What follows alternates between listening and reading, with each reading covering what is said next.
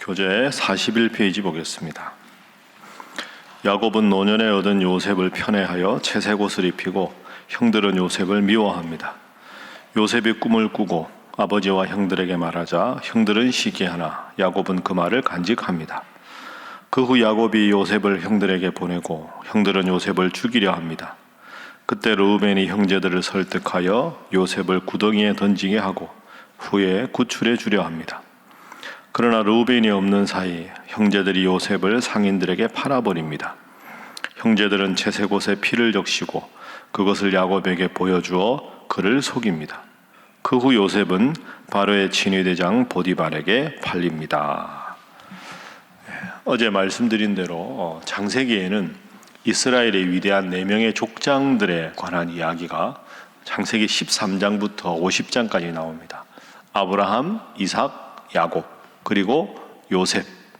요셉 이야기가 이제 오늘 37장부터 50장까지 이제 계속 되겠습니다. 오늘은 요셉 이야기의 첫 번째 시간으로 요셉이 어릴 적에 어떤 일이 있었는가, 형들에게 시기 모함을 당하고 그래서 그 요셉에 대해서 적개심을 가졌던 형들이 이스마엘 상인에게 요셉을 팔아서 애굽의 친위대장 보디발의 집에 노예로 팔려가게 된 그 참 안타까운 이야기가 오늘 본문에 나옵니다. 이미 설명드리지 않아도 우리가 잘 아는 그런 내용이지요. 자, 우리는 요셉이라고 하면 참 훌륭한 인물로 기억합니다. 과연 요셉은 훌륭한 인물이었습니다. 장차 애굽의 흉년이 들고 그 온 지역에 기근이 들었을 때 아버지 야곱과 형님들을 그리고 동생 베냐민을 다 살게 하고 애굽에 거주하게 했던 가장 중요한 장본인이 요셉이었기 때문입니다. 근데 요셉이 처음부터 그렇게 훌륭했는가? 사실 그렇지는 않습니다. 오늘 본문을 통해서 한번 확인을 해보겠습니다.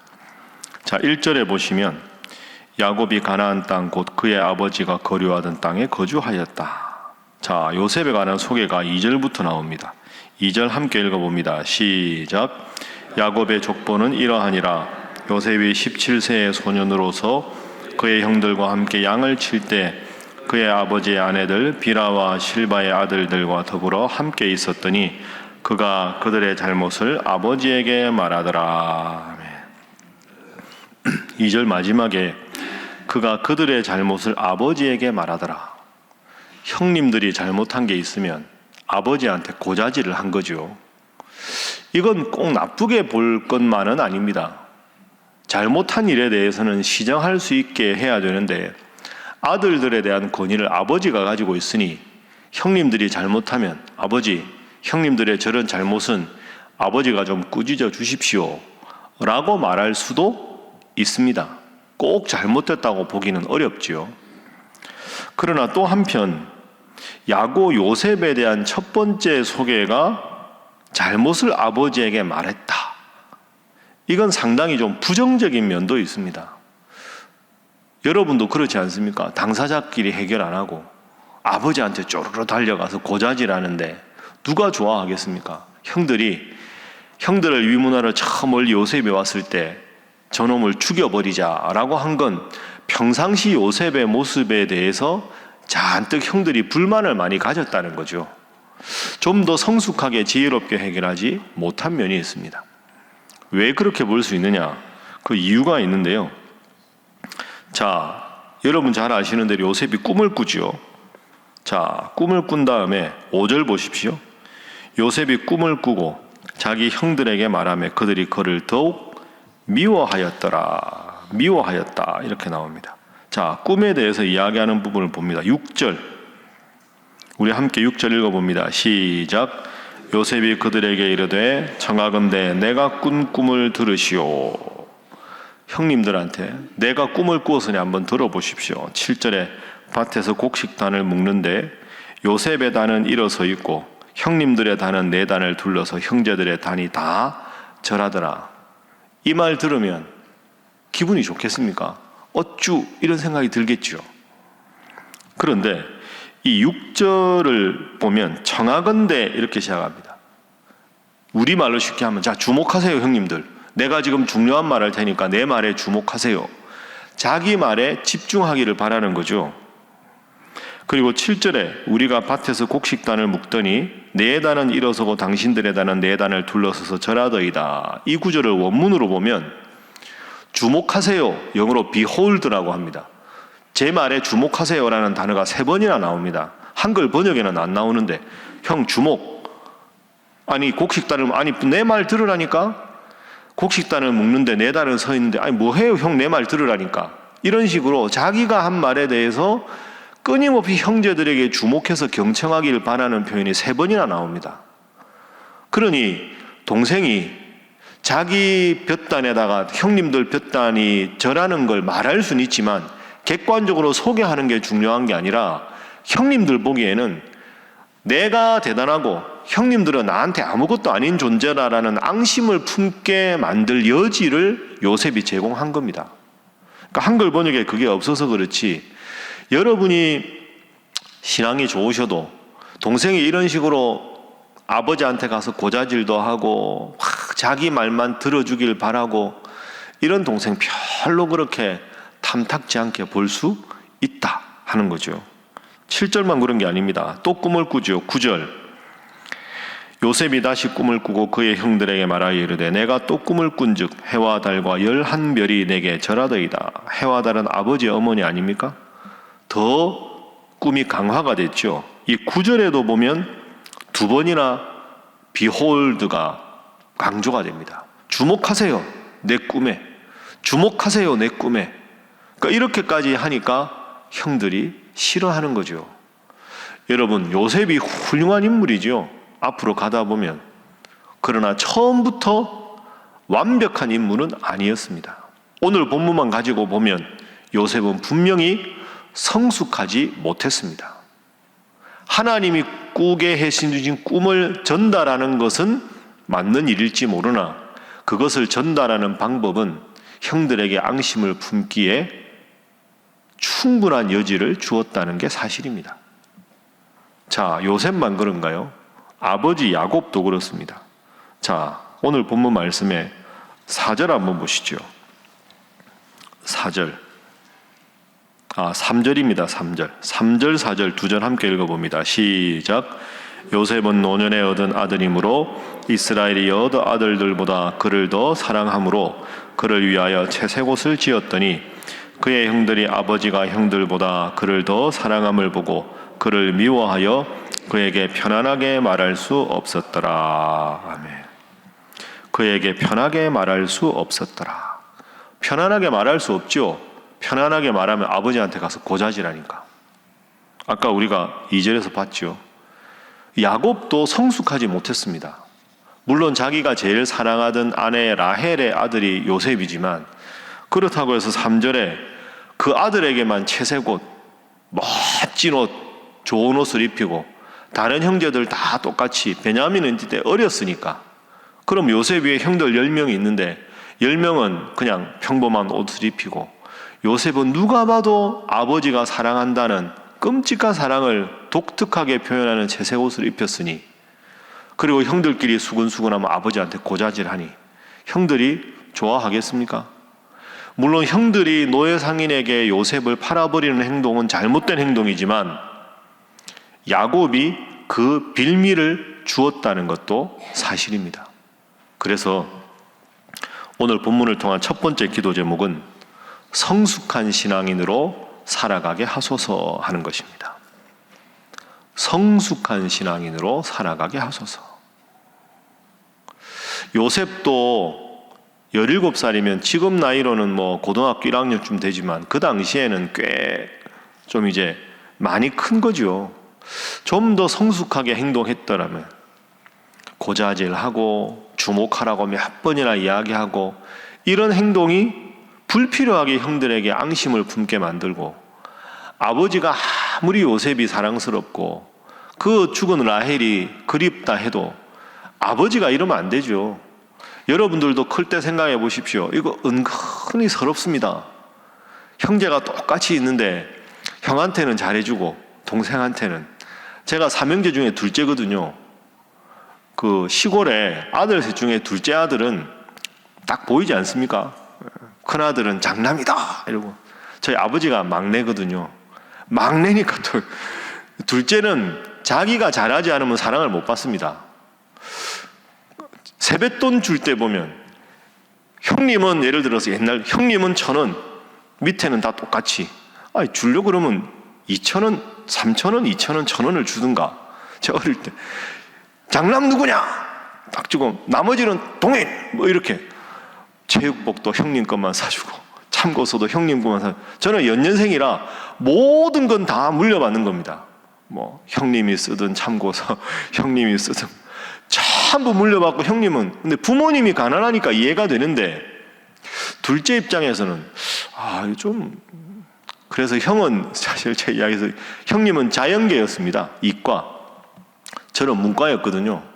모든 참고서는 1년 위에 형이 쓰던 걸 제가 다 형이 좀 깨끗하게 보면 되는데 막 줄 팍팍 긋고 막 형 좀 깨끗하게 써라. 그 제가 국어 2를 아주 잘했어요. 국어 2가 고문이거든요. 왜 잘했느냐? 형은 이과니까 국어 2가 없고 수학 2가 있고, 문과는 수학 2-2가 없고 고문이 있어요. 그러니까 고문은 제가 새 책을 사야 되는 거예요. 제가 진짜 열심히 공부했습니다. 여러분 이거 은근히 사람 불편하게 만듭니다. 아버지가 채색옷을 입혀놓으면 지나갈 때마다 나는 뭔가 이런 생각 안 들겠습니까? 야곱이 잘못한 겁니다. 그리고 이 앞에 기억해 보십시오. 라헬이 베들레헴에서 죽었죠. 그 다음에 뭐가 나옵니까? 르우벤이 라헬의 시종이었던 빌하와 간통을 합니다. 그게 무슨 뜻일까요? 라헬만 사랑했는데 큰아들이 배가 다르지만 어머니와 간통을 했다는 건 지금 이 집안의 영적 권위가 완전히 무너진 겁니다. 야곱이 그때 눈치를 챘어야죠. 그래도 내 아내인데 장남이 아내와 간통을 해? 이거 큰일 났구나. 내가 이 아들들 앞에서 행동을 잘해야 되겠구나. 질서를 잡아야 되겠구나. 그랬다면 채색옷을 요셉에게 입히면 안 되는 거죠. 그런데 그런 일이 뻔히 있었는데 이렇게 하니까 아들들이 요셉에게도 앙심을 품고 아버지의 권위도 없어지는 겁니다. 요셉도 성숙하지 못했고 야곱도 성숙하지 못했습니다. 여러분 꼭 기억하시고, 나의 모습 속에서 혹시 내 취향대로 내 기분대로 한다고 하면서 다른 가까이 있는 분들에게 마음을 아프게 하고 힘들게 하는 모습은 없는가? 다시 한번 돌아보고 더 성숙한 신앙인으로 살아가는 여러분 되시기를 주님 이름으로 축복합니다.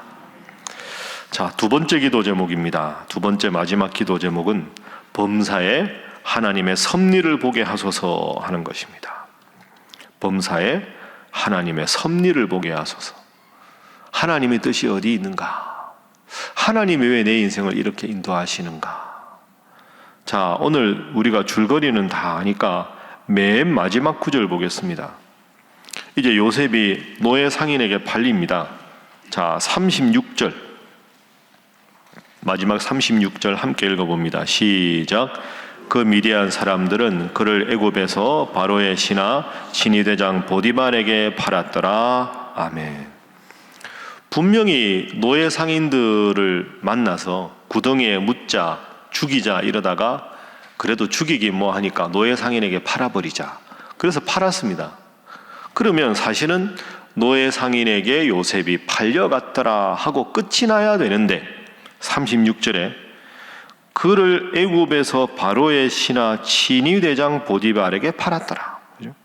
바로의 신하, 직위, 친위대장, 이름 보디발. 이건 분명히 하나님의 섭리가 있는 겁니다. 그냥 팔았다가 아니라 왜 하필 바로의 신하 최측근 친위대장 이름까지 굳이 거명한 이유가 뭘까? 여러분, 보디발이 훌륭한 신앙인도 아닌데 이게 하나님 뜻이 있는 겁니다.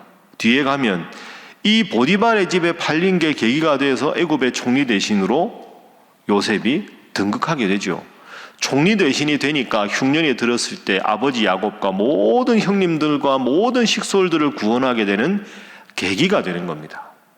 그러니까 성경이 그냥 가볍게 이걸 쓴 게 아닙니다. 깊은 복선이 있는 거죠. 요셉은 끔찍하게도 노예 상인에게 팔려갔다. 그러나 그 비참한 절망의 구렁텅이에도 분명히 하나님의 특별한 뜻과 섭리가 있다. 그걸 지금 말하고 있는 겁니다. 뒤에 보면 요셉이 마지막으로 형님들 앞에서 자기가 애굽의 총리 대신이라는 것을 밝히는 장면이 있지 않습니까? 그 장면 보면 요셉이 이렇게 고백하거든요. 형님들이 나를 팔았다고 나에 대해서 너무 무서워하고 두려워하지 마십시오. 하나님은 형님들과 아버지를 구원하기 위해서 미리 저를 이곳에 오게 하셨습니다. 제가 지금 애굽의 총리 대신이 되어 있는 것은 형님들이 한 게 아니라 하나님께서 다 예정하셔서 형님들을 구원하라고 저를 이곳에 보내신 것입니다. 그런즉 나를 보낸 이들이 형님인들이 아니요 하나님이십니다. 이 고백을 요셉이 합니다. 그 정말 위대한 고백인데 그 위대한 고백이 가능하게 되는 시초가 되는 게 바로 36절입니다. 여러분, 36절로 끝나는 게 아닙니다.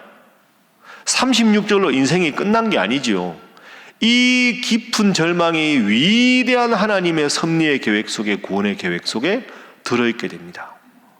기도해도 하나님이 때로 안 들어주시는 것 같고, 열심히 기도하고 노력했는데 일이 잘 되기는커녕 자꾸 수렁 속에 빠져나가는 그런 느낌이 들어도 37장 36절로 인생이 끝나는 게 아니라 이 나락에서부터 점점 하나님의 구원의 새로운 섭리가 시작이 됩니다. 다시 한번 열심히 기도하고 다시 한번 하나님 때문에 희망을 가지고 열심히 기도하셔서 우리가 잘 아는 요셉 인생의 해피엔딩이 여러분의 인생에도 함께 하도록 기도하고 말씀 붙잡고 힘차게 살아가는 여러분 모두가 되시기를 주님 이름으로 축복합니다. 기도하겠습니다. 하나님, 오늘 본문을 통하여 훌륭한 야곱이었으나 위대한 요셉이었으나 또 미성숙한 모습을 발견합니다.